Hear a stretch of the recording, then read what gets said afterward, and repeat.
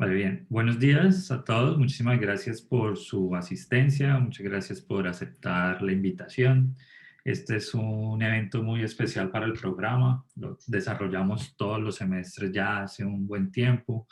Es el espacio donde ustedes, los estudiantes, comparten sus trabajos de investigación y pueden ver qué ideas y qué métodos y cómo se desarrolla una idea de investigación en economía. También, además, pues nos sirve como cierre de semestre. Estamos terminando hoy clases por lo menos. Esperamos pues este semestre como el anterior también muy difícil, duro, la distancia como que nos juega en contra, pero siempre estamos pensando y mirando qué actividades desarrollamos para sentirnos un poco más cerca. Esperamos que los temas de vacunación, los temas de casos y demás vayan permitiendo desarrollar y acercarnos poco a poco a la universidad para recobrar como esos espacios de interacción e intercambio que tal vez en el ambiente universitario son muchísimo más importantes que el mismo encuentro para una clase. Entonces, nada, quiero darle la bienvenida y también agradeciéndole la aceptación de la invitación a nuestro invitado de la primera charla, Javier Mejía Cubillos. Javier es doctor en economía y actualmente es investigador de la Universidad de Nueva York en Abu Dhabi. Ha sido investigador visitante, estudiante en la Universidad de Stanford y también ha estado visitando la Universidad de Bordeaux. Su trabajo se encuentra en la intersección de la historia económica y las redes sociales, y sus áreas geográficas de especialidad son América Latina y el Medio Oriente. Además, Javier también es columnista de opinión en Forbes Colombia.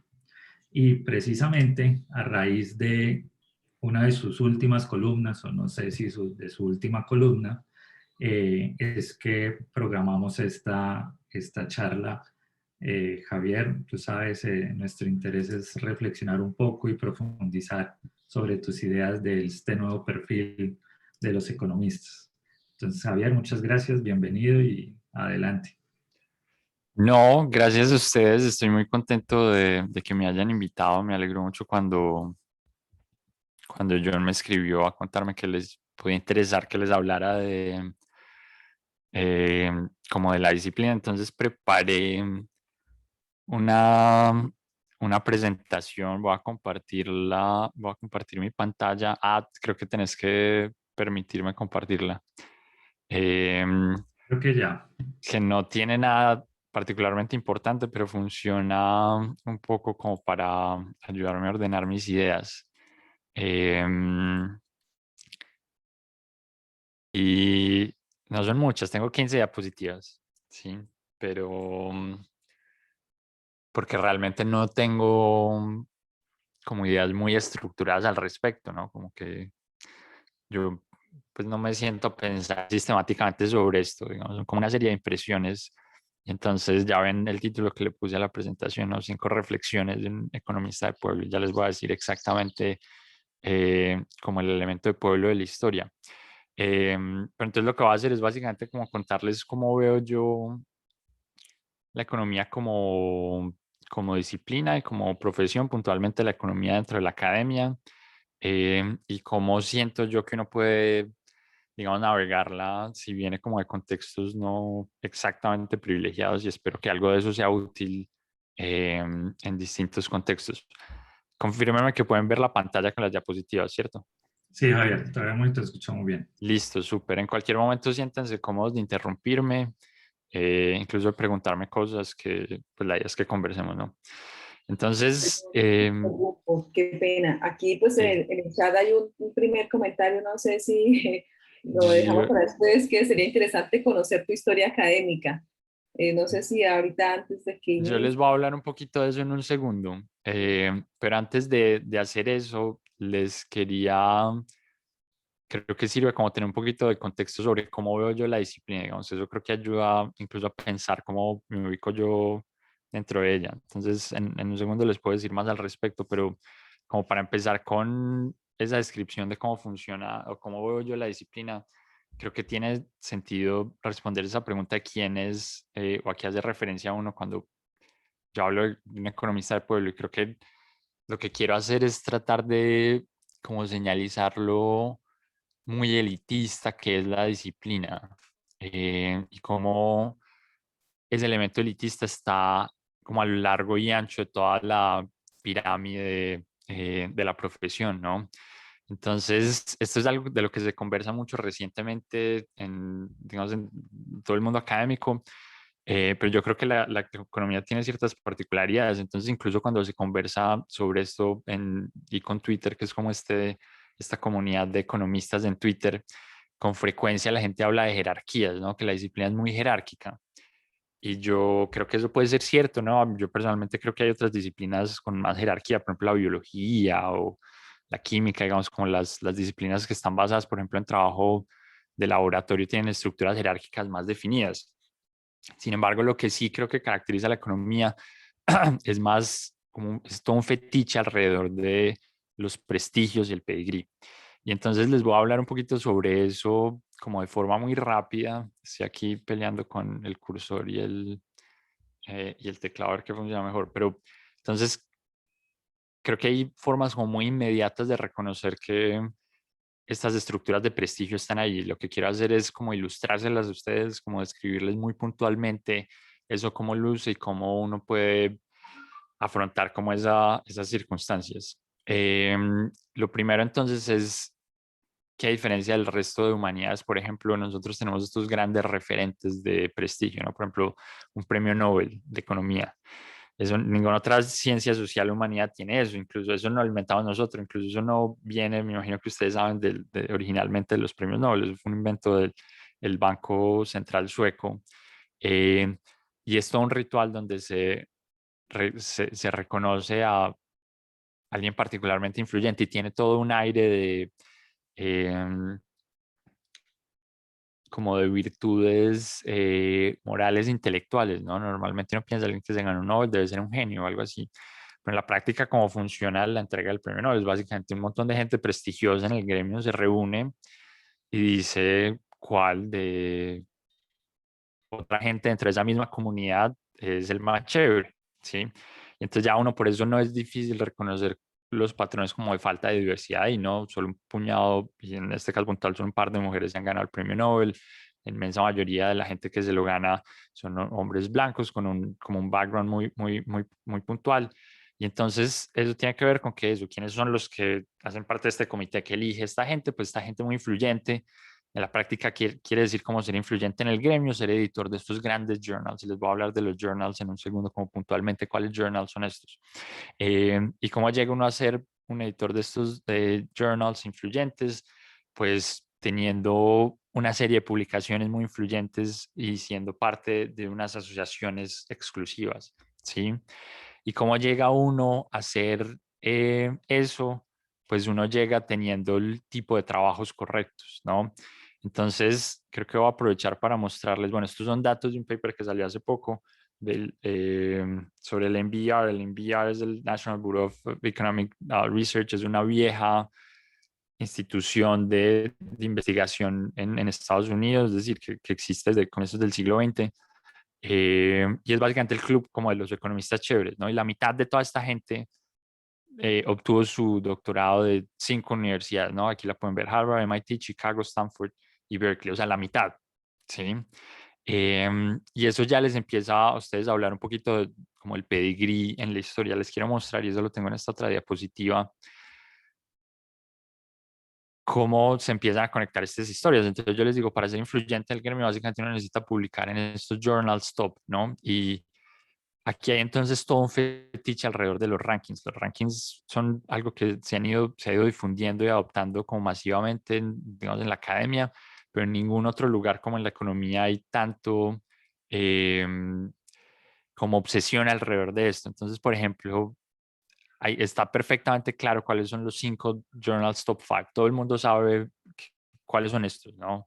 Entonces, el American Economic Review, Econométrica, el Journal of Political Economy, el Quarterly Journal of Economics y Ripstad. Todo el mundo sabe que son esos 5 journals y esos son los mejores y ahí es donde se supone que uno debe publicar. El resto de cosas que uno publique afuera, dentro del gremio, son percibidas como cosas no muy serias, ¿sí? Y lo que ustedes pueden ver en esta tabla, esto es un paper de Heckman de hace unos años que dio mucho de qué hablar, donde él básicamente se sienta como a reflexionar al respecto. Aquí lo que uno tiene son la fracción, quienes publican ahí. Sí, estos son como los departamentos top 10 del mundo, que noten que todos son de Estados Unidos, ¿no? Y entonces básicamente toda la gente que publica en estos journals es fundamentalmente gente que trabaja en estos 10 departamentos, ¿no? Miren que en el QJE es básicamente el 70, más del 70% de la gente que publica en estos journals es gente que trabaja en estos departamentos, ¿sí? Y entonces, esto es ya o sea, como que les estoy tratando de escribir cómo puntualmente existen estos símbolos de prestigio que son muy concretos, no son cosas abstractas, están específicamente definidas. Todo el mundo conoce la existencia de estos rankings y los órdenes de esos rankings y hay una obsesión completa alrededor de eso. Entonces, como para terminar la historia de cómo esto es transversal a todo como el proceso de formación, para ganarse el Nobel hay que estar dentro de este grupo de... Este cursor no me estaba funcionando. Dentro de este grupo de gente influyente. Para ser parte de esta gente influyente hay que publicar en estos lugares apropiados. Para publicar en estos lugares apropiados hay que estar trabajando en estos departamentos. Para estar en estos departamentos hay que haber salido de uno de estos doctorados claves. Entonces, esto se los puedo contar también muy rápidamente cómo funciona el mercado laboral de doctores. Eh, y es un proceso centralizado. Básicamente, una vez al año se reúne toda la gente que sale de doctorados y la gente que está buscando doctorados y se asignan las posiciones, un poco como funciona, no sé, una rueda de negocios, una feria agropecuaria o no sé, digamos, las transacciones en Wall Street, ¿no? Un día la gente va, hace ofertas y se compra y se vacía el mercado, digamos. Y eso suena como completamente transparente, digamos, pero realmente lo que hay es toda una estructura de intercambio de privilegios. Entonces, básicamente lo que pasa es que estos departamentos top 5 rankean, y esto todo el mundo lo sabe, pero digamos, yo puedo decirlo de primera mano, yo estaba en Stanford cuando estaba en el mercado y estaba en las reuniones donde se hablaba de esto. Básicamente el departamento rankea a la gente que se está graduando y dice, este es el mejor, este es el segundo mejor, o sea, no, esto es parte también como de esta eh, patología alrededor de la idea de los rankings, incluso entre los departamentos mismos se rankea a la gente. Lo que se hace es que se coge a los mejorcitos, a los 5 mejores, y Stanford llama al MIT, llama a Harvard, a Chicago, y dice, les tengo estos son los 5 mejores míos, entrevístenlos. Harvard hace lo mismo y les dice, les mando esto, tarará, y después cogen los siguientes otros 5 y los envían no a los mejorcitas, a los mejores departamentos, sino de ahí para abajo, no sé, a Brown, Maryland, cosas así. Y de ahí para abajo ya mandan al resto, a los malitos, los mandan a que compitan un poco, e incluso en ese contexto de un mercado un poquito más abierto, las cartas de recomendación son fundamentales. Básicamente el asesor le consigue a uno la entrevista y eso se hace un poco como a través de conexiones, básicamente. Entonces, aunque hay un mercado completo donde los departamentos, uno aplica cientos de trabajos, los departamentos reciben cientos de hojas de vida para las posiciones, lo que hay detrás son básicamente procesos donde las conexiones y estos símbolos de estatus de pedigrí son importantes. Para volver como a la historia, entonces, uno consigue estos trabajos viniendo de siendo egresado de estos doctorados influyentes. ¿Y cómo consigue uno entrar a estos doctorados?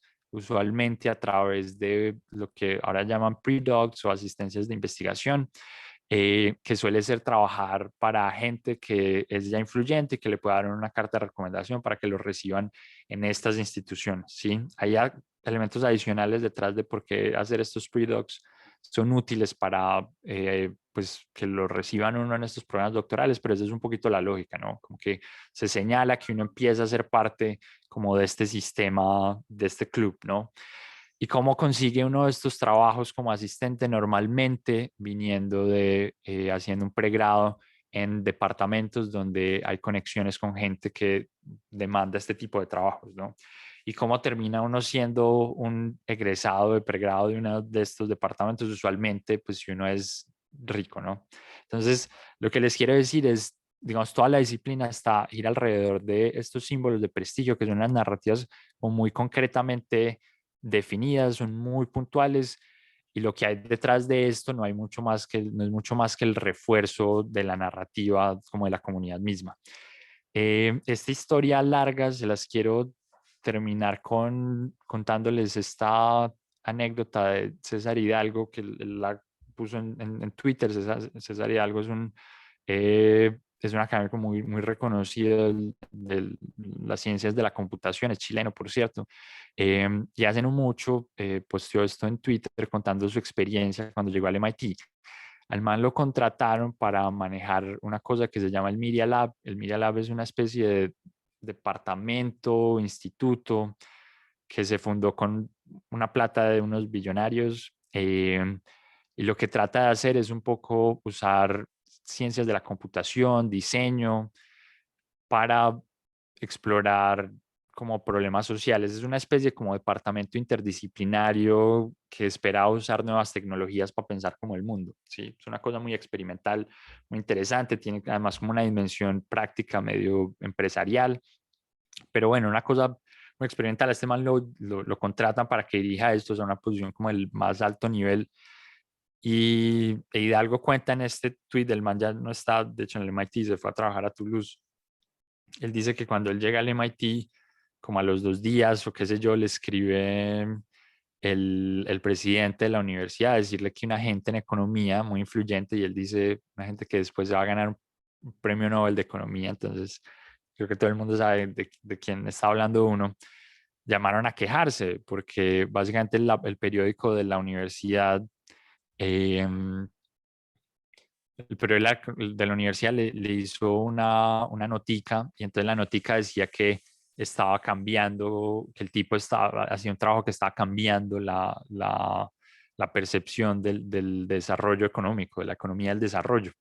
Entonces mucha de esta gente sintió como su feudo atacado, y entonces dijo como que esto no era admisible, y básicamente le hicieron la guerra. Y entonces esto ya le dice a uno como pues como lo enfermizo como de esta lógica, ¿no? Que incluso gente que está en la punta de la pirámide, que pues un par de años luego se iba a ganar un premio Nobel, veía como señales que vienen dentro del mismo mundo académico, solo que fuera de economía, como cosas que no eran legítimas, ¿no? O sea, los trabajos que este tipo ha publicado han estado publicados en Science, en Nature, es decir, cosas con toda la legitimidad posible, que siguen incluso procesos más rigurosos de revisión y análisis de lo que se hace en economía, pero la disciplina no parece reconocerlo, ¿sí? Entonces, con todo esto, lo que les estoy diciendo de nuevo es, la disciplina es un club con unas señales de prestigio como muy puntuales, y todo lo ajeno es básicamente despreciado, ¿sí? Y entonces aquí viene como la primera reflexión de esas 5, y es que entre más rápido abandonen la fantasía de que la Academia de Economía es meritocrática, es mejor. Sí, eso puede ser un poco triste porque como que destruye un poco la ilusión de que detrás de estas figuras como muy prestigiosas lo que hay son como grandes talentos, ¿no? Entonces, eso puede ser un poco triste, ¿sí? Pero también alivia un poco, ¿no? Como que eso le ayuda a uno a entender que pues buena parte de la gente que está en estas posiciones no es que sea extraordinariamente talentosa, sino que pues ha tenido la fortuna o pues la capacidad de navegar lo que es este sistema, que tiene un tipo de incentivos como muy puntual, ¿no? Pero entonces, como por el bienestar de la salud mental de todo el mundo, lo mejor que uno puede hacer es deshacerse de esa idea, o sea, como dejar de pensar que esta gente como particularmente influyente en el gremio es gente extraordinariamente talentosa o inteligente, no, o sea, desháganse de esa idea, eh, y entonces no se dejen tampoco descrestar de cartones de Harvard, MIT o lo que sea, que con mucha frecuencia lo que hay detrás es gente que nace como con privilegios y pues puede seguir como el caminito de forma más o menos sencilla, ¿cierto? Lo que yo voy a hacer con las otras 4 reflexiones, y esta era la más larga, entonces no espero que cumplir con el tiempo y estar terminando cerca de las 9, un poco más tarde, puesto que tuvimos un retraso, pero era importante compararles un contexto. Lo que voy a hacer es, ahora aquí les voy a contar un poquito más sobre mí, como para que tengan algo de referencia de cómo me ubico yo en esta historia larga y de dónde viene mi posición, y tengan criterio para decidir que lo que digo tiene sentido, que no, y pues desechen lo que les parezca que no coincide con su realidad. Entonces, lo primero es que yo no solo metafórica, sino literalmente soy un economista de pueblo. Ya les estaba contando al principio, yo soy del norte del Valle, de Cartago. Yo estudié en la Universidad de Antioquia, pues era como la mejor universidad que me podían pagar en mi casa.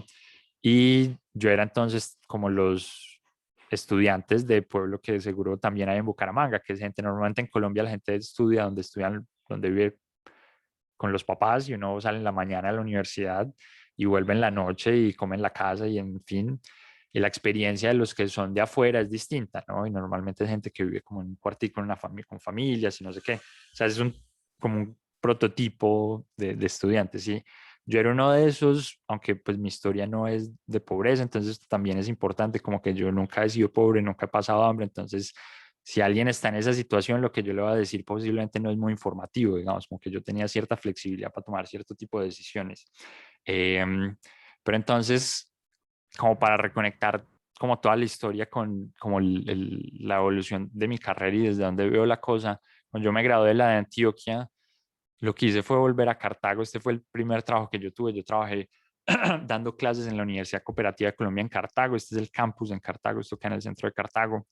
Es una casa vieja, está muy bonita, pero pues es una casa vieja, lo que son aulas y ya, pues o sea, como que el campus de ustedes, por ejemplo, es 10.000 veces más bonito y más rico de cosas y recursos, ¿sí? Yo vuelvo a Cartago, empiezo a trabajar en la cooperativa dando clases. Después me voy a hacer el doctorado a los Andes, termino el doctorado yéndome a Stanford, me gradúo, voy a trabajar a Francia en la Universidad de Bordeaux, y de ahí me voy a Abu Dhabi a trabajar en la Universidad de Nueva York, y ahí he estado desde hace más de 3 años, ¿sí?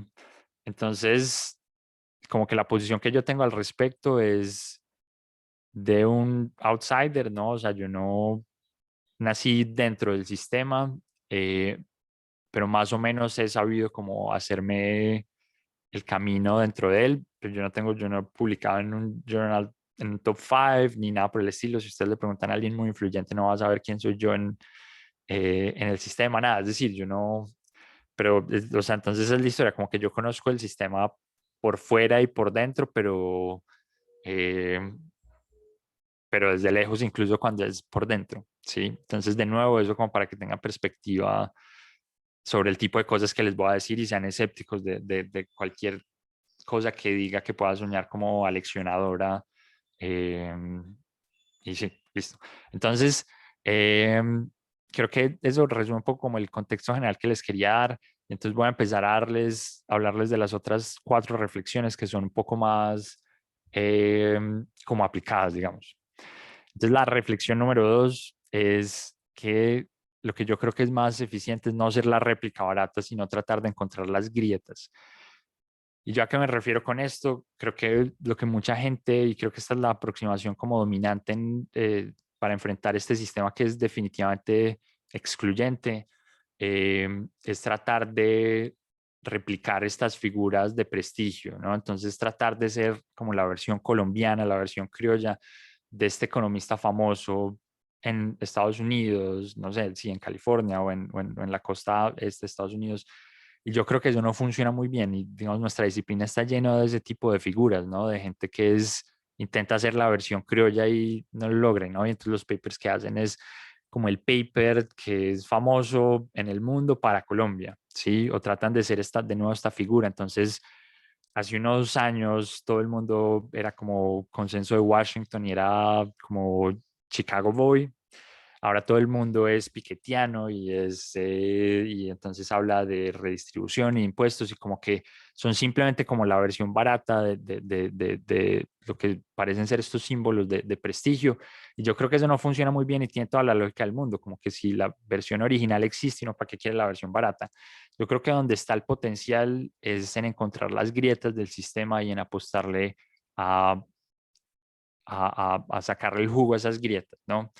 Entonces yo traje una analogía que es un poco desagradable, estoy pensando en este momento, y es que, por ejemplo, en la historia militar, en la estrategia militar, esto está terriblemente bien identificado, ¿no? Cuando hay una desventaja absoluta contra un enemigo, pues uno no se sale a combatirlo abiertamente. Uno lo que hace es hacer guerra de guerrillas, básicamente, y esto es Vietcong contra Estados Unidos, ¿no? Contra el imperio. O sea, uno está peleando con el imperio que tiene todas las ventajas. Lo que hay que buscar es dónde están las debilidades y cómo atacar esos puntos concretos. Entonces, mi sugerencia, y esto ha sido como uno de los principios en los que yo he basado mi carrera, es abandonar como la aproximación convencional de qué es de cuáles son esos referentes y uno cómo los debe seguir, y lo que hay que hacer es tratar de aprovechar los espacios donde uno tiene ventajas comparativas. Entonces, yo, por ejemplo, pues he construido buena parte de mi carrera como conocedor de la historia de Antioquia, ¿sí? Eso puede parecer como muy nicho, y lo es en un mundo cerrado, pero en un mundo globalmente conectado no es tan nicho, ¿no? Entonces hay como varias cosas que decir. La primera es que ahí yo tenía una ventaja puntual porque yo hablaba el idioma, yo conocía la cultura, yo tenía los contactos en el terreno, yo conocía dónde estaban los archivos, yo estaba ahí. O sea, nadie podía hacer mejor un trabajo sobre la historia de Antioquia que yo. Sí, nadie, esta gente del MIT, o sea, posiblemente en términos absolutos sí, pero de nuevo, la ventaja comparativa de esta gente no era eso, y por eso ahí había como un espacio interesante. Eso entonces le lleva a uno a aprovechar las ventajas del territorio, y puesto que uno ahora está en un mundo global, aunque hay 10 pelagatos que les interesa la historia de Antioquia, en un mundo global uno le puede hablar a una comunidad más grande, ¿sí? Entonces hay otros cuantos más pelagatos que les interesa la historia de Colombia, otros cuantos más que les interesa la historia de Latinoamérica, otros cuantos más que les interesa la historia del mundo en desarrollo.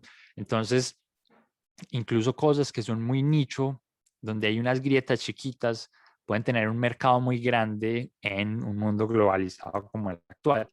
Y entonces yo creo que si ustedes se sientan a pensar, esa ha sido la estrategia de los departamentos y como los economistas más influyentes en Colombia. Entonces, por ejemplo, ¿qué ventajas puntuales tiene Colombia que no tienen otros contextos? Entonces tiene el contexto rural, o sea, pocos países tienen una fracción tan grande de la población en contextos, viviendo en contextos rurales como Colombia, una historia tan larga de guerras civiles, un contexto con tanto crimen, un lugar donde hay tanto medio ambiente.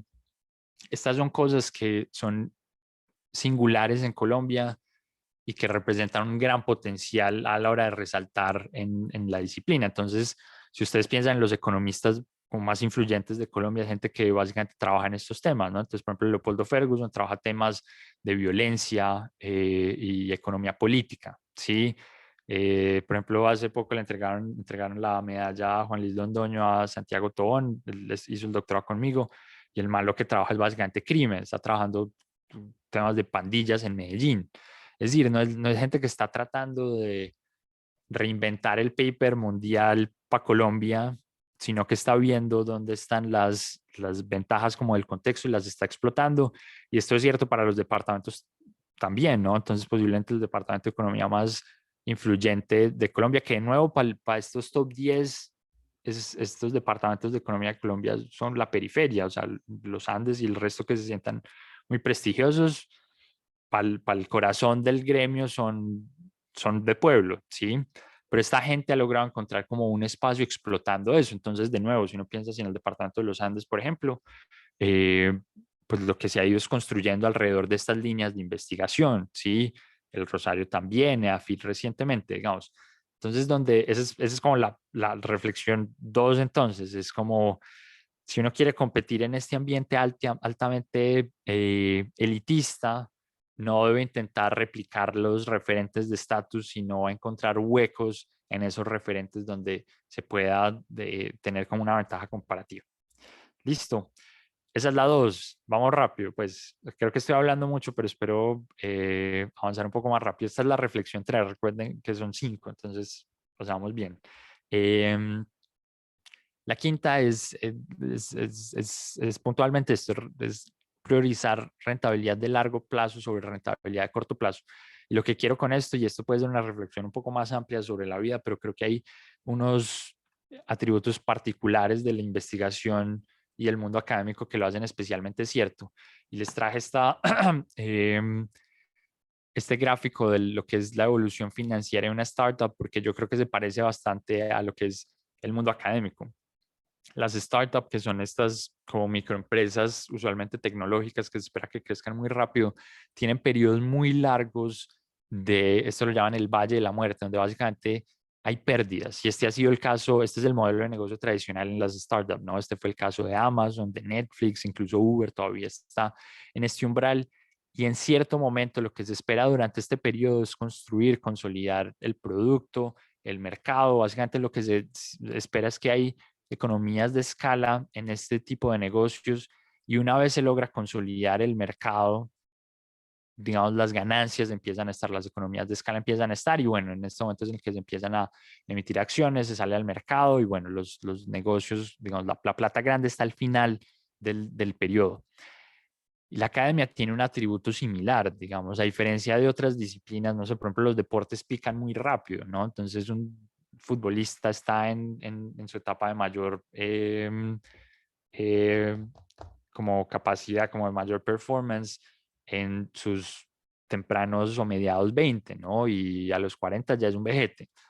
Eso es distinto en la academia, digamos, la academia tiene, digamos, la plata grande, los retornos grandes están al final. Entonces, si ustedes piensan en los economistas más prestigiosos y a los que les van eventualmente a pagar más y que tienen más influencia, son viejitos, ¿no? Es básicamente gente que empieza a capitalizar, porque tiene lógica, ¿no? Digamos, como que toda la producción que se va generando sigue generando retornos a lo largo del tiempo, entonces al final lo que se tiene es un stock grande de ese capital.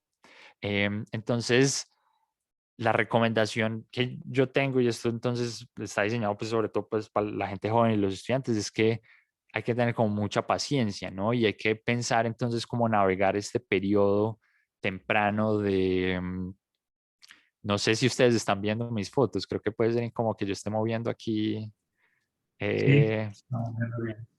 perdón, pues yo es que solo tengo una pantalla, porque, en fin, pero bueno, yo veo, entonces posiblemente está bien si ustedes ven lo que yo veo.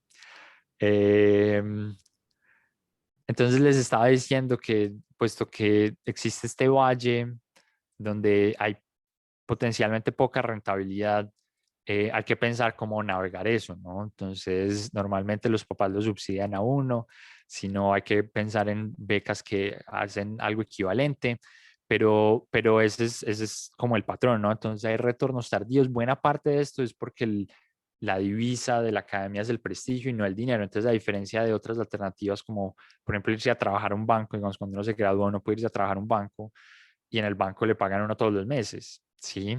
Y entonces no tiene uno un valle aquí, sino que tiene uno algo creciente, pero es algo potencialmente pues más plano y lineal a lo largo del tiempo, que lo cual está perfectamente bien, o sea, son modelos distintos, pues son modelos de negocio y de inversión distintos, ¿sí?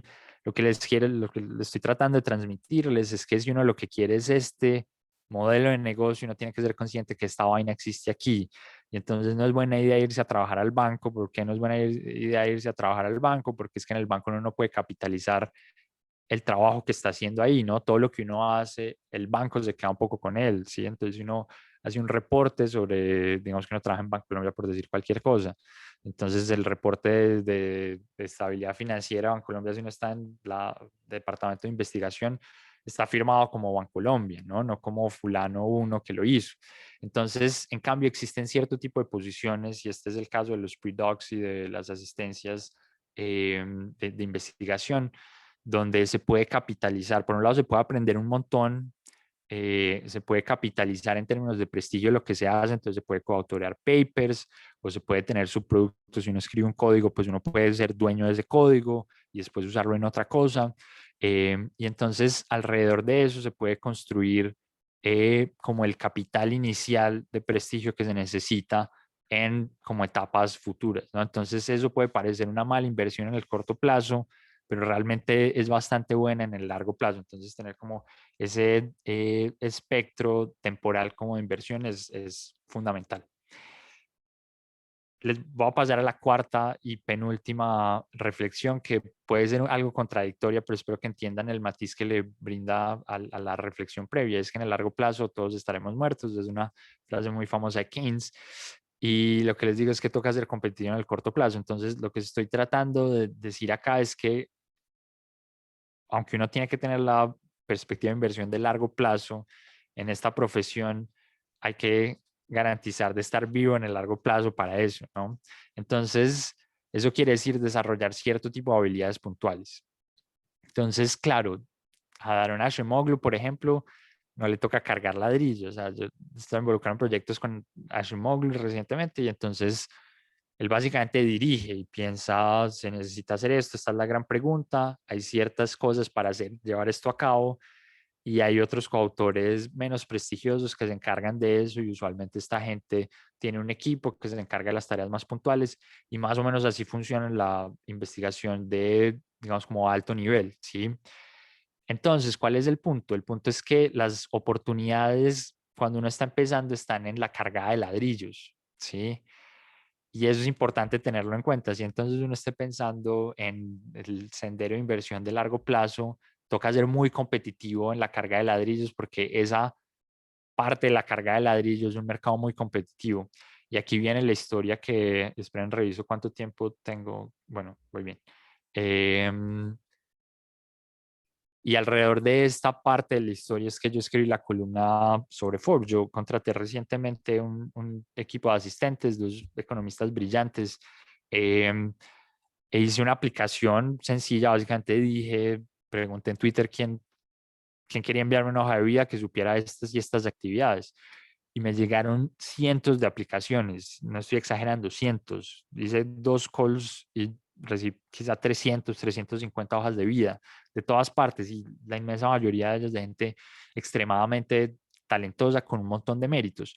Entonces, eso para decirle a la gente que existe este sendero de inversión de largo plazo, que las oportunidades para, digamos, no morir en el proceso implican unas habilidades muy puntuales, y los espacios para explotar esas habilidades son tremendamente competitivos. Entonces hay que invertir un montón en ser competitivo en ese contexto. Y esto quiero que sea como un punto de partida para una discusión que yo siento que es muy importante y que a uno nadie se la dice, y es solo con el tiempo uno como que tiene algo de perspectiva como para reflexionar sobre esto, y es el trade-off que existe entre técnica y filosofía. Entonces, la historia es un poco como la siguiente, digamos, la inmensa mayoría de las oportunidades de corto plazo están con ser muy bueno en la técnica. Entonces, por ejemplo, para lo que yo necesito a mis asistentes es para que programen y hagan y limpien datos y hagan como todo el trabajo que es muy intenso en horas hombre, que yo no puedo hacer, digamos, ¿sí? Aunque yo he hecho, pues, por mucho tiempo, digamos, yo fui archivo muchos, o sea, por muchos años, codifiqué todo yo por muchos años, porque eso es como lo que le toca a uno, ¿cierto? Pero con el tiempo, en la medida en la que pues uno va ascendiendo, digamos, como en la profesión, y tiene uno, pues, recursos para utilizar y aumentar como la escala de los proyectos, uno empieza a concentrarse en otras líneas digamos, como el trabajo, ¿cierto? Y entonces las oportunidades están en estas cosas muy técnicas. Y esto está, además de ser muy competitivo, está evolucionando muy rápido. Entonces, cuando yo, por ejemplo, me gradué como economista hace más o menos 10 años, a mí me enseñaron eViews en la universidad. Mi universidad estaba un poquito rezagada. Entonces ya la gente cool estaba usando Stata, ¿no? En el Banco de la República usaban Stata, y básicamente eso era lo que le pedían a la gente para tener los buenos trabajos. Yo no sabía eso, y como que, o sea, me di cuenta que no tenía una habilidad básicamente el mercado estaba demandando, pero tenía un amigo trabajando en el Banco de la República haciendo una de las pasantías, y el man y medio me explicó 2, 3 cositas, y con eso yo competí en el mercado.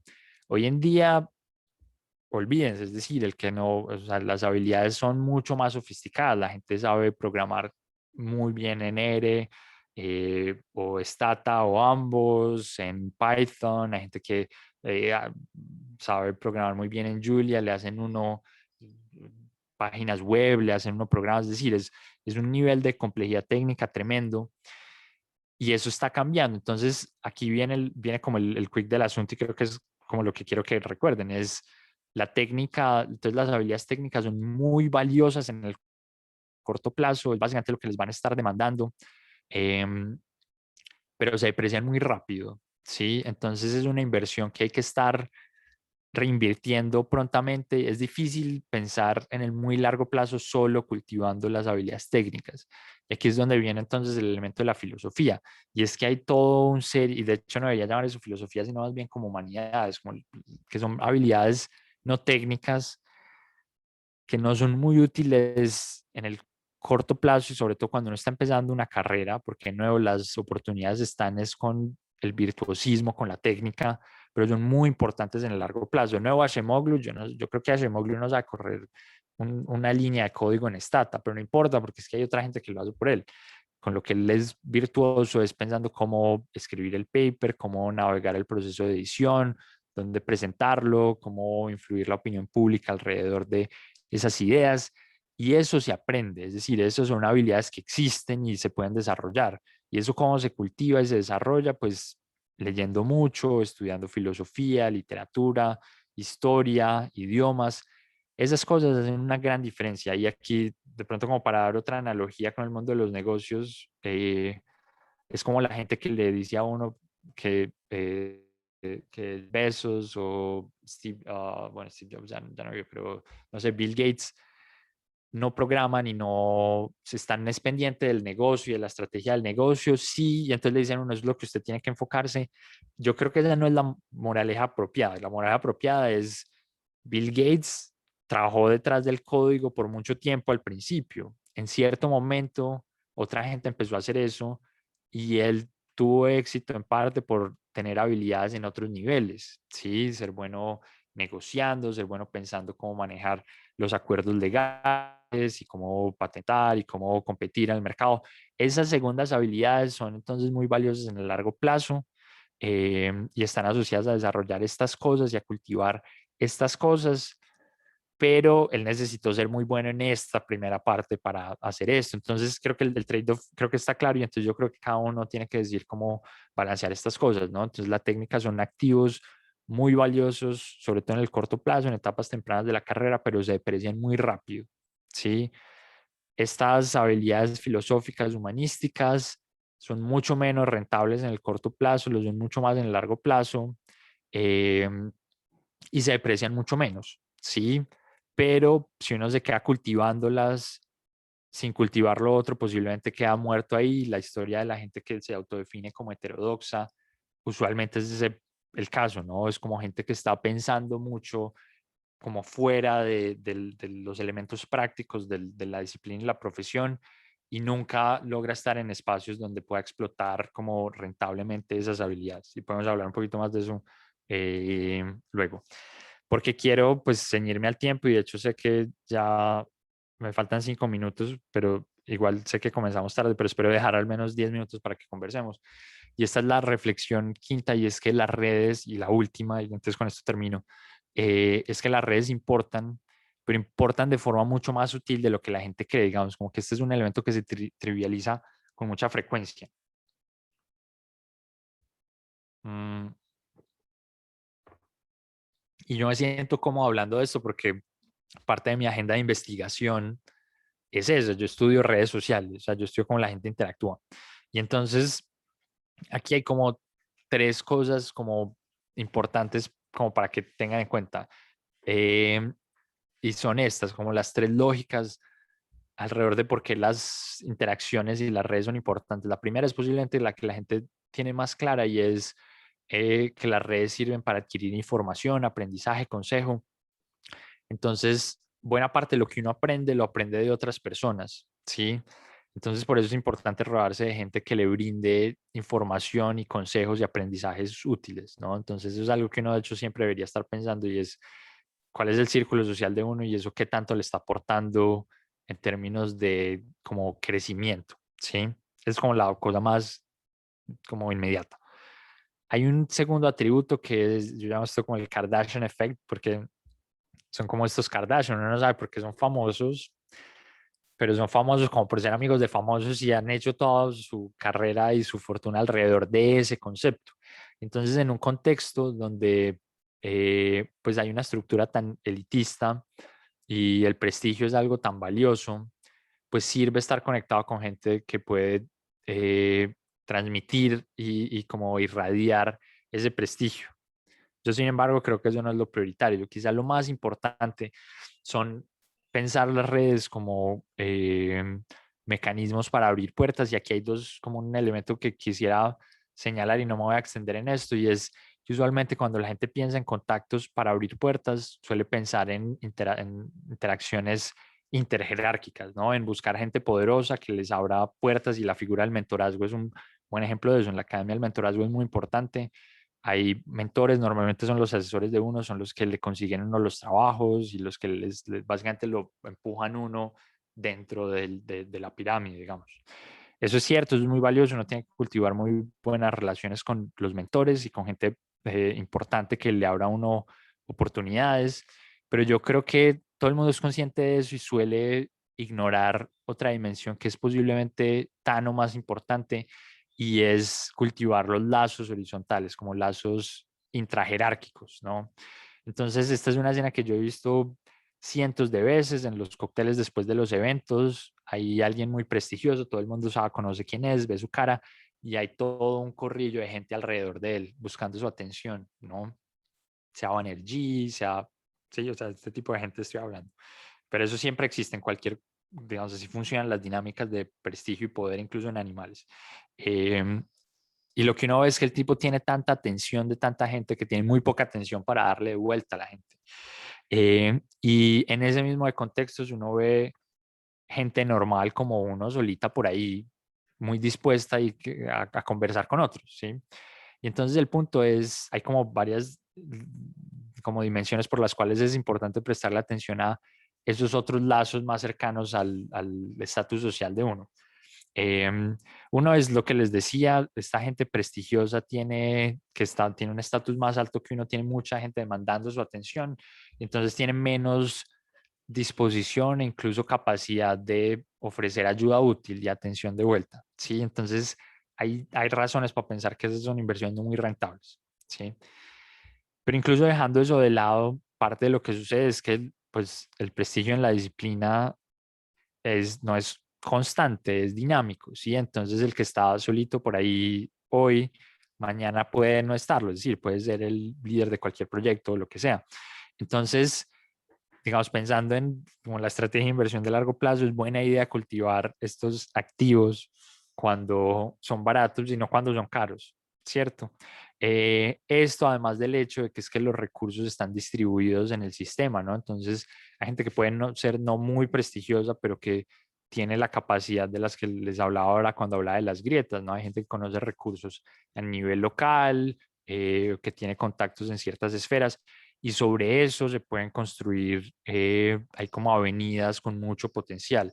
Entonces, mi sugerencia práctica es que le presten mucha atención a eso. Por supuesto, construyan como buenas relaciones con mentores y con gente que les abra puertas de forma inmediata a través del sistema clásico, de gente importante que les señalan el camino, pero préstenle mucha atención a consolidar lazos alrededor de gente de su estatus o menos estatus, porque eso puede ser mucho más rentable en el largo plazo. Y eso quiero terminarlo con algo que creo que la gente suele ignorar cuando se sienta a pensar en el networking. Y de nuevo, yo estoy muy familiarizado con esto. Yo trabajo con escuelas de negocios donde el networking es una cosa tremendamente importante y la gente ignora esto profundamente y me parece como una ingenuidad increíble. De nuevo, segundo que, pues cuando estoy en la casa de mis papás hay como ruido por ahí, acá y allá. Em, pero entonces, como tratando de reconcentrarme y decirles lo que les quería decir aquí, em, hay algo, y es que los seres humanos reconocemos, o sea, la reciprocidad es algo fundamental a la hora en la que pensamos cómo consolidar como los lazos con las personas, ¿sí? Entonces no hay nada más odioso que alguien que lo busca a uno de forma completamente egoísta, ¿no? Cuando uno siente que alguien lo busca por un interés completamente individual, eso no agrada mucho porque además, incluso en términos evolutivos, no tiene mucho sentido, ¿no? Porque va a querer ayudar a alguien que uno siente que no lo va a ayudar en el futuro, ¿cierto? Entonces la reciprocidad es un elemento esencial. Y entonces por eso les traje esto es uno de los principios de la ética kantiana, que es básicamente consiste en básicamente describir que uno debe tratar a las personas nunca como medios, sino como objetivos, ¿sí? Entonces, porque son fines mismos, y es como una definición bastante buena de la forma en la que uno debe interactuar con el mundo, ¿no? Puesto que uno quiere que uno lo trate no como un medio, sino como un fin mismo, ¿no? Como que el ser humano tiene como ese derecho natural de ser tratado como algo valioso en sí, sino como algo para conseguir otra cosa.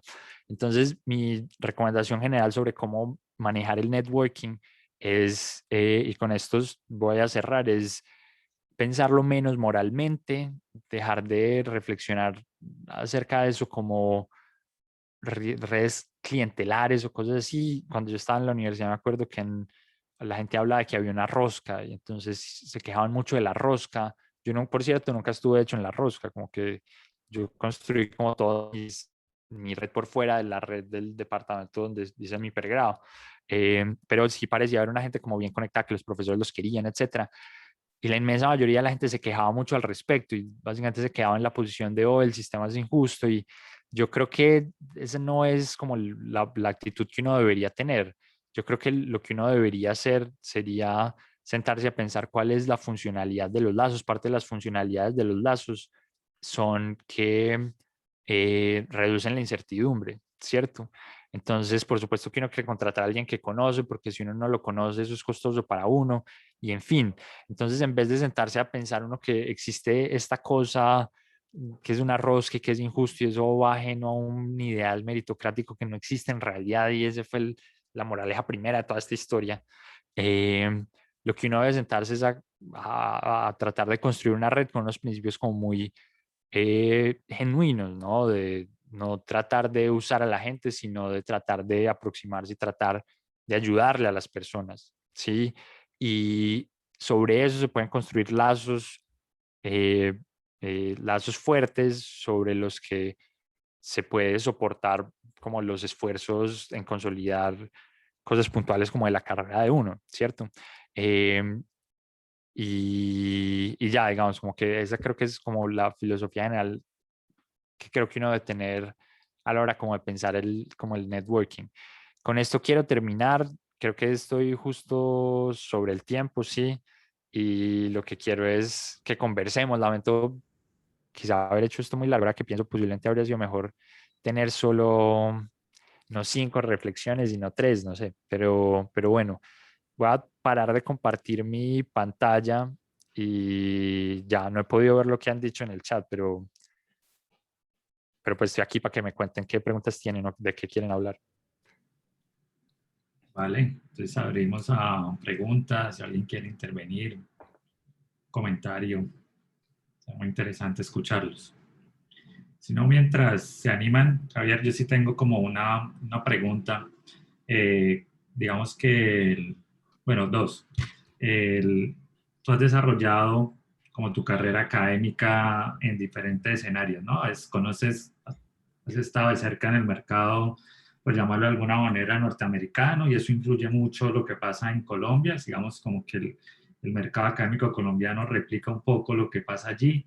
El- También tienes experiencia en Europa y hoy en día estás en Medio Oriente y debes tener mucha relación con economistas asiáticos. ¿Ves mucha diferencia entre esas esferas geográficas o esto es estándar en todo el mundo?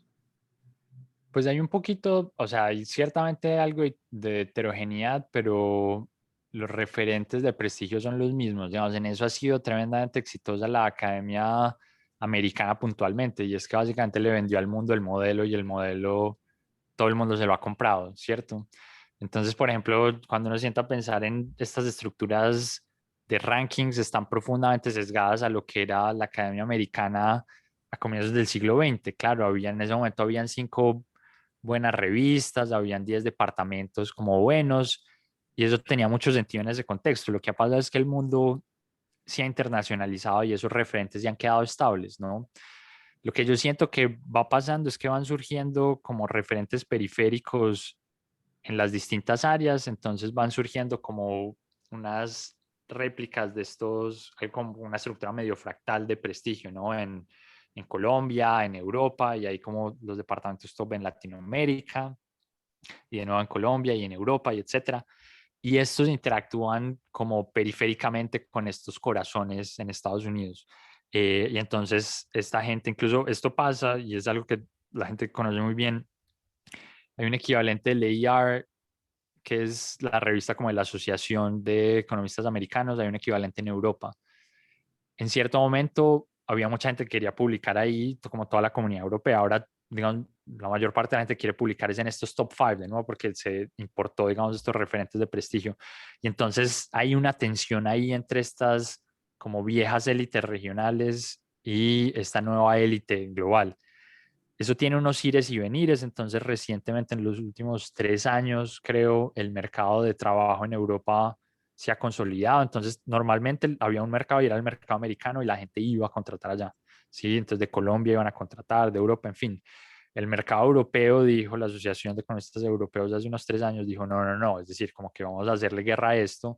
Y dijo, el que quiera trabajar en estas universidades, pues vamos a irlo de pronto a entrevistar afuera, pero tiene que venir a que lo entrevistemos en nuestra reunión, y ha ido ganando como tracción y hay mucha gente ahora, yo tengo muchos conocidos que están yendo al mercado de Europa porque les interesa como un trabajo en Europa. Yo creo que esa va a ser en el muy largo plazo, esa va a ser la dinámica, sobre todo puesto que no solo el mundo académico, sino el, el mundo económico en general, el centro de gravedad está migrando hacia el este, entonces, digamos, la academia china cada vez es más influyente y etcétera. Y eso entonces va a ir pasando, como que eventualmente vamos a abandonar como la academia anglosajona como referente, algo que pasó antes en el pasado, digamos. Por ejemplo, la intelectualidad francesa era tremendamente influyente en el siglo XIX y eventualmente eso cayó y emergieron otras y bueno, después de la Segunda Guerra Mundial viene como la consolidación de la Academia Americana. Pero entonces, como para responder como brevemente como tu pregunta, los referentes globales son básicamente los referentes americanos, algo de heterogeneidad regional, digamos, fuera de Estados Unidos, pero toda está más o menos articulada con esos referentes colectivos. Hay algunos espacios en los que yo siento que es donde uno justamente debe atacar, como donde uno puede especializarse como oportunidades, donde hay recursos para hacer cosas interesantes con prestigio suficiente. Eh, pero sí, los referentes son los gringos, digamos. Vale. Yo tengo una pregunta, no sé si alguien también quiera, o un comentario mejor, sí, no sé. ¿O alguien pidió la pregunta antes, la palabra antes? No. Bueno, yo voy a hacer entonces mi comentario rápidamente y es que, bueno, no sé, me pareció muy interesante la charla y pienso tal vez que esas reflexiones que haces son en torno a un tipo específico o a un nicho específico de mercado y es el mundo académico, ¿no? O sea, desempeñarse como economista en el mundo académico. Pero también hay otro mercado y es pues todas esas actividades que no están necesariamente en el mundo académico, o sea, los economistas también se desempeñan en muchas otras áreas y demás, y también en los ámbitos regionales, es decir,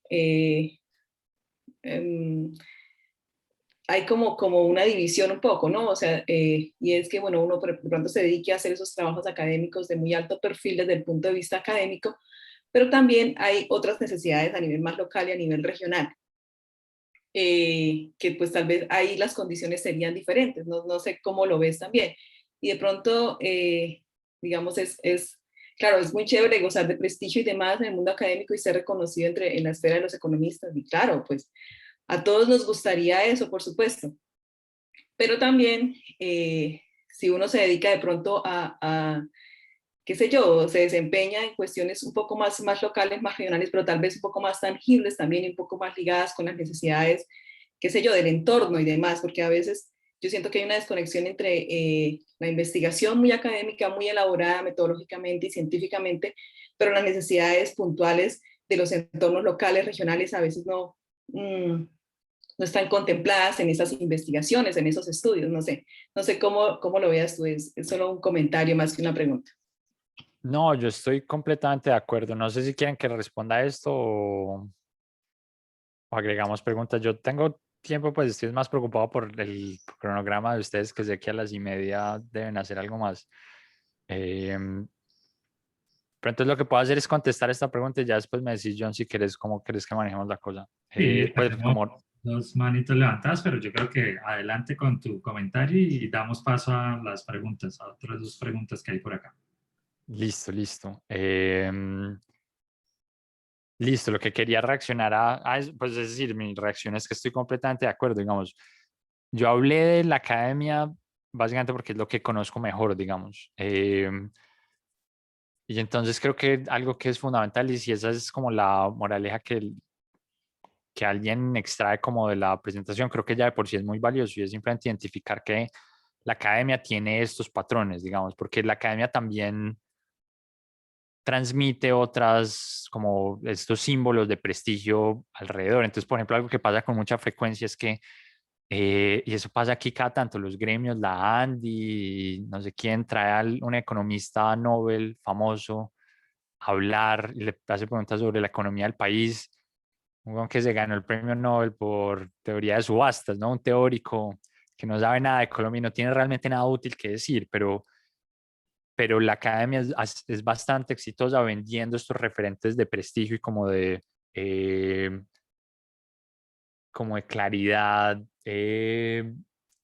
analítica, digamos. Entonces, como la primera moraleja que yo tengo como al respecto es, incluso si uno está en el sector práctico, sea en la política pública, o sea en el sector privado, o lo que sea, es bueno entender cómo funciona este mundo académico y entonces no dejarse vender como pajaritos de oro, ¿sí? Eso es como una cosa.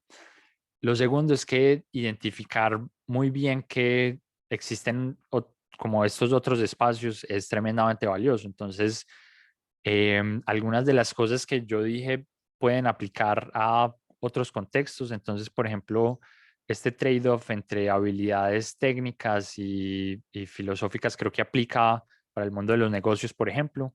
Entonces, ahora hay gurús diciéndole a los muchachos cómo hacer fortuna en YouTube y es puro humo, ¿no? Y entonces le hablan de Jeff Bezos y de no sé quién y miren, no se pongan a seguir estos referentes de billonarios ahora porque es que ellos están ahí por cierta posición, digamos, hay como un sendero, digamos, como más largo donde ciertas habilidades son más o menos valiosas.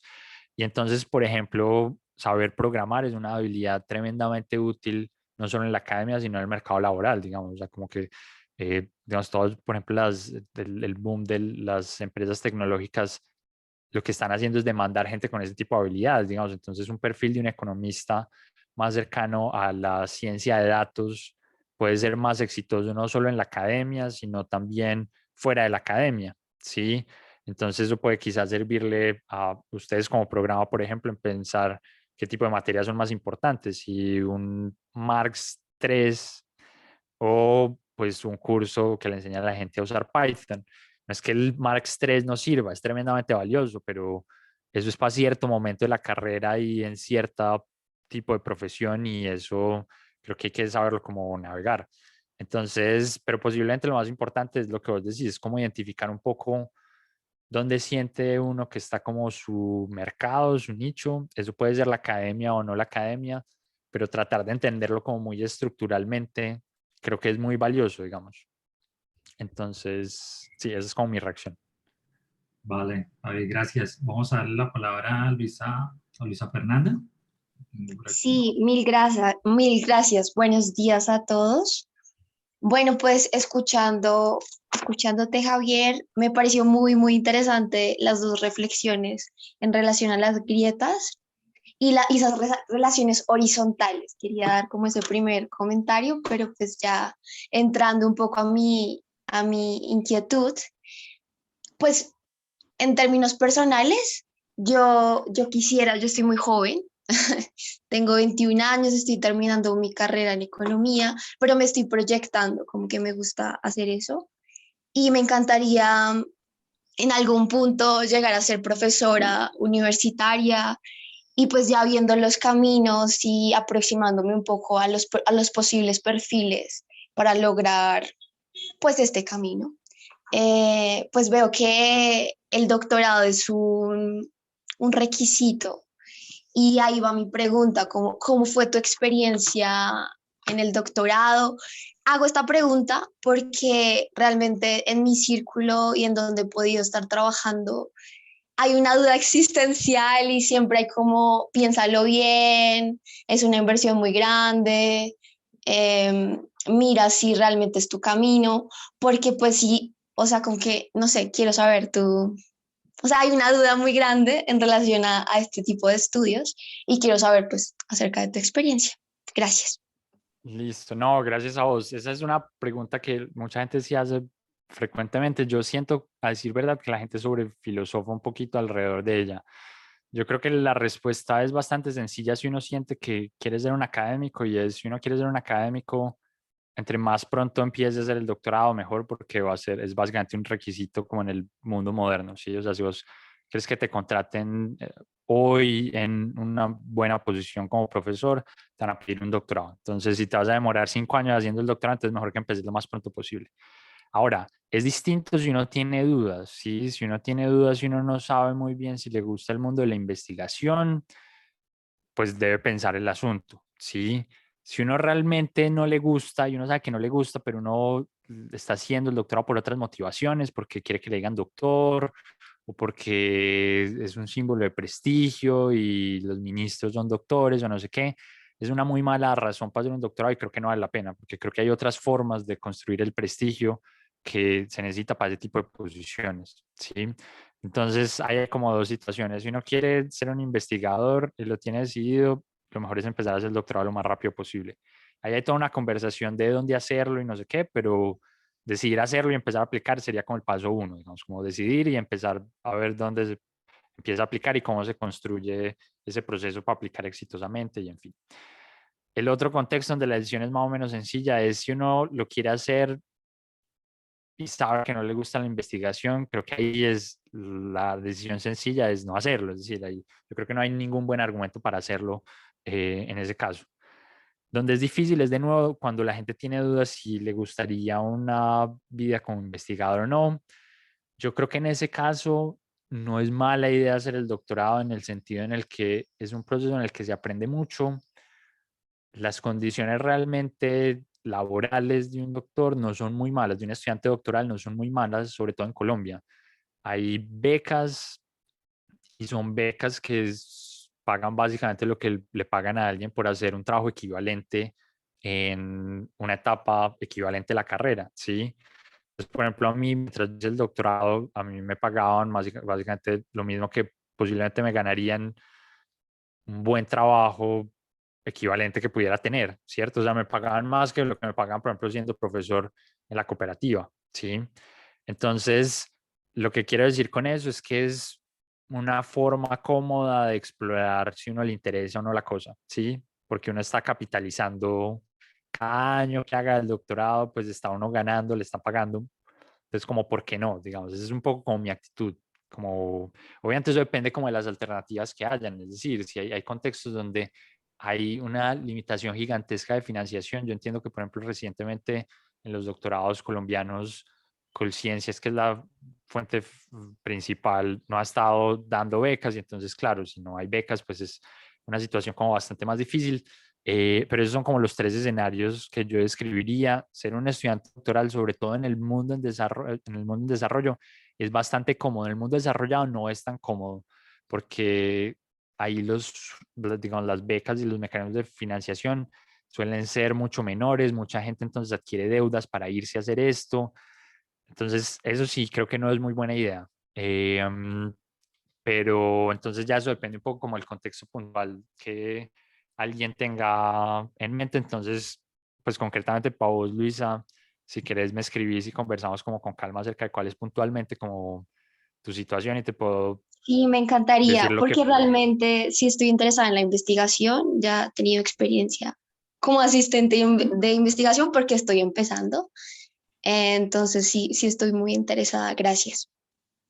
Listo, sí, hablamos con más calma. Pero entonces mis mensajes grandes es si alguien quiere dedicarse a la investigación, no lo piense mucho, no piense que hay otras cosas que pueda hacer antes. Normalmente lo que pasa es que uno empieza a hacer otras cosas con su vida y la vida lo absorbe a uno, ¿sí? Porque pues, la vida es un poco así, o sea, uno empieza a ganar plata y se casa y en fin, ¿verdad? Y, y el doctorado entonces termina siendo algo que nunca se hace. Entonces es un poco como mi última reflexión general sobre eso.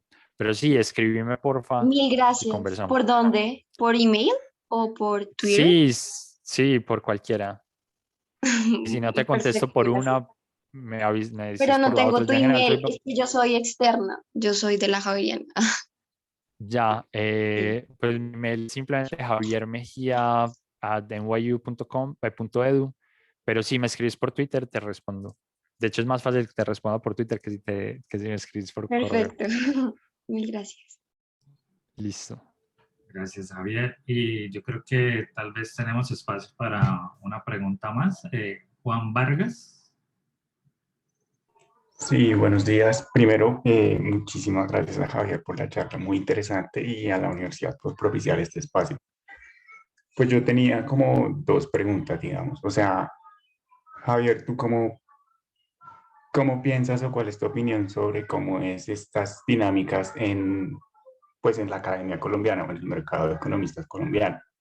Si es tal vez más móvil, tal vez más estructurado y más difícil de como saltar esos niveles, si se puede decir. Esa sería una pregunta. Y la otra es, ¿cómo uno, pues como tú dices, como economista de pueblo, tiene posibilidad, o sea, qué tanto tiene posibilidades uno de acceder a oportunidades en el exterior?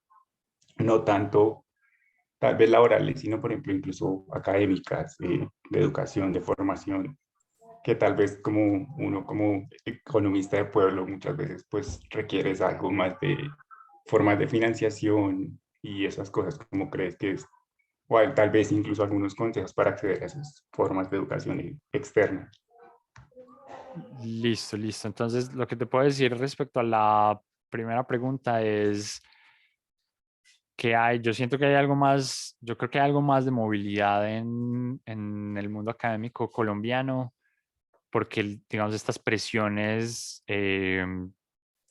como de estatus son algo más débiles, digamos. Creo que porque los códigos son algo más flexibles, porque está en la periferia. Tal como las normas en la frontera rural son menos estrictas que en la ciudad, es algo como equivalente. Entonces, em, entonces, por ejemplo, alguien que tiene un doctorado en Colombia, yo creo que con seguridad consigue un trabajo enseñando en lo que sabe hacer, digamos, ¿sí? En particular en economía, eso creo que es bastante más difícil en otras ciencias sociales y en humanidades, pero en economía alguien con un doctorado se hace una vida cómoda, digamos. Y de hecho, si uno le presta atención a la distribución de ingresos en Colombia, que está tan cerca, pues como tan aglomerada en lo que vendría a ser el salario mínimo, es gente que va a venir a ser parte del top 5 al menos de la sociedad. Entonces creo que es una gran situación, pues, ¿sí? Eh, Eso no es el caso, por ejemplo, en Europa. Digamos, en Europa un doctor, digamos, va a pasar algo bastante, pues no algo, pues no quiero decir bastante, pero no es trivial que vaya a conseguir un trabajo estable, o sea, el desempleo como que es algo posible. Eh, y en todo caso, el ingreso medio de un doctor en Europa está bastante más cerca del ingreso medio que en Colombia. Es decir, seguro esta persona será parte del 40, si acaso 30% más rico del país, pero definitivamente no del 5 o del 1, como es el caso en Colombia. Respecto a lo segundo, hay oportunidades, digamos, digamos la academia se ha ido internacionalizando, entonces es cada vez más abierta a como candidatos y gente interesada en el resto del mundo. Creo que el gran reto ahí no es tanto ni siquiera acceder a la información al respecto, porque la información, digamos, que existe está en línea, es más traducir, digamos, las señales de los méritos que uno tiene a nivel local en el lenguaje de la gente que ofrece estas oportunidades, ¿sí? Y esto es algo que yo experimenté, pues, como concretamente cuando yo me gradué, yo me sentía pues un tipo muy brillante, yo el tipo más inteligente, pues más inteligente no, pero el de mejores notas de mi generación en la de Antioquia, pero pues nadie en mi universidad tenía como contactos afuera, y entonces para mí yo empecé a aplicar afuera maestrías y doctorados y es un proceso pues bastante frustrante y no muy efectivo. Con el tiempo fue mejorando y yo en cierto momento recibí como ofertas en el exterior, pero fue tremendamente difícil porque uno no sabe, es decir, uno quien le enseña cómo hacer una buena carta de motivación, cómo debe o cómo debe escribir el correo donde uno adjunta la carta, cuáles son los papeles que uno tiene que enviar, etcétera. Esas son cosas que se transmiten normalmente en la comunidad, es aprendizaje social usualmente. Y si uno es economista de pueblo, eso no existe. Digamos, la gente que se gradúa de los Andes, eso es información que todo el mundo tiene porque hay un amigo que se fue y en fin. Entonces, entonces creo que los grandes retos están como ahí, como que consejos puntuales yo podría darte y podríamos hablar de eso como con más calma. Existen, digamos, hay técnicas como para hacer efectiva una aplicación, por ejemplo, un doctorado, una maestría. Quizá un comentario general es que hay bastante más recursos para doctorados que para maestrías. Entonces, seguramente si vos querés irte a hacer una maestría, por ejemplo, muy seguramente vas a necesitar un crédito y buena parte de ese crédito no va a ser condonable. Existen instituciones en Colombia que ofrecen eso como Colfuturo. Posiblemente si te vas a hacer un doctorado, dependiendo de dónde lo hagas, tengas una beca completa. Entonces sabes que no tienes que volverlo a pagar. En fin, oportunidades como que para darte una respuesta puntual útil como para el resto en este momento es las oportunidades para estudiar o trabajar afuera existen. La información está un poco ahí, quizá el reto grande es cómo aplicar exitosamente a eso y hacer eso implica como prestarle algo de atención, es decir, tener la información de qué es, porque hay mucha gente que le dice a uno la información está ahí, las oportunidades están ahí. Sí, marica, uno sabe que están ahí, uno con internet puede acceder a cualquier cosa, sí, pero hay un reto en cómo hacer eso efectivamente y preguntarle a la gente es una buena forma de hacer eso. Y si me escribís, podemos hablar como con más calma, yo te puedo decir como lo que yo siento y pues, o sea, como que espero ser tan útil como pueda hacerlo. Y eso creo que quiero decírselo como a todo el mundo. Si alguien siente que puedo ayudarle de alguna forma resolviendo este tipo de dudas, pues puede escribirme y conversamos como con calma. De nuevo, yo no soy experto Oye, en nada, es decir, como que es mi opinión, pues, lo que quiero es simplemente como dejas ofrecer tu mi correo tiempo en para el ayudarle a la chat. gente a quien pueda. Si les puedes dejar a los estudiantes tu correo en el chat, yo creo que si no te Sí, molesta, de hecho sí, eso es bastante más inteligente. sería muy chévere. Y Mm. bueno, no, para ir cerrando, te agradezco muchísimo nuevamente aceptar la invitación. Yo creo que cumplimos el propósito de la charla cuando hablamos por primera vez de ella. Eh, los estudiantes con toda seguridad te van a llegar más de un correo por lo que veo. Entonces, nada, muchas gracias. Espero que sigas disfrutando de tus vacaciones en Colombia y pues, que te vaya muy bien, muy amable. No, gracias por invitarme. Espero que el resto del día sea muy productivo para ustedes. Perdón si me extendí más del tiempo apropiado, pero no, la pasé muy rico. Invítenme la próxima vez y que quiero ir a Bucaramanga. Seguro hacemos segunda parte, seguro. Listo. Cuídense pues. Chao, chao. Chao, Javier, gracias. Chao, muchas gracias. Vale, Judy, te doy paso entonces para que desarrollemos la segunda parte de la agenda. Perfecto, muchas gracias, John. Bueno, muy bien. Gracias a todos. Bueno, gracias. Vamos a continuar entonces con el programa del día de hoy. Lo